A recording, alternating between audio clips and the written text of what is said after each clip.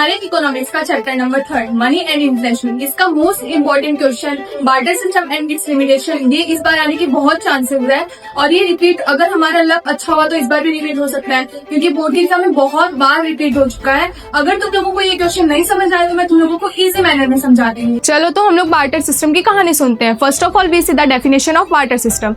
Barter system is a system where goods and services are directly exchange for other goods and services without consideration of money is known as barter system.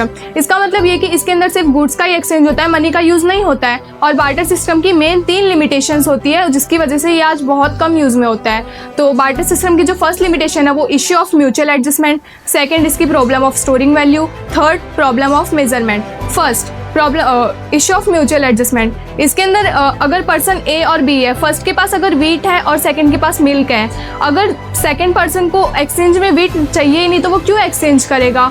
ए जो है उसकी needs को fulfil नहीं कर पा रहा है तो वो क्यों ही एक्सचेंज करेगा? Second problem of storing value. अगर कोई फार्मर पूरे साल के एक्सचेंज के लिए वीट को अगर एक ही महीने में प्रोड्यूस कर ले रहा है तो वो जो अपने बेनिफिट के लिए ना वीट को यूज़ कर लेगा, पर जो एक्स्ट्रा सरप्लस वीट मतलब सरप्लस वीट जो बचेगा उसको कहाँ पे स्टोर करेगा? उसमें प्रॉब्लम आएगी स्टोर करने में। Third problem of measurement. क्या तुम लोग बता सकते हो 1 kg ऑफ वीट कितने लीटर ऑफ मिल्क के इक्वल होगा? नहीं, क्योंकि उन दोनों की मेजर वैल्यू अलग अलग होती है। तो हम लोग ऐसे कोई भी प्रोडक्ट की मेजर वैल्यू नहीं बता सकते क्योंकि उन दोनों की मेजर वैल्यू अलग अलग होती है। किसी की लीटर में होती है, किसी की मीटर्स में होती है और केजी में अलग अलग मेजर वैल्यू। तो हम लोग किसी की भी एग्जैक्ट मेजर वैल्यू नहीं बता सकते हैं। और urbanisation, division of labour, specialisation, इन सब की वजह से बार्टर सिस्टम बहुत कम यूज़ में आ गया है। Thank you.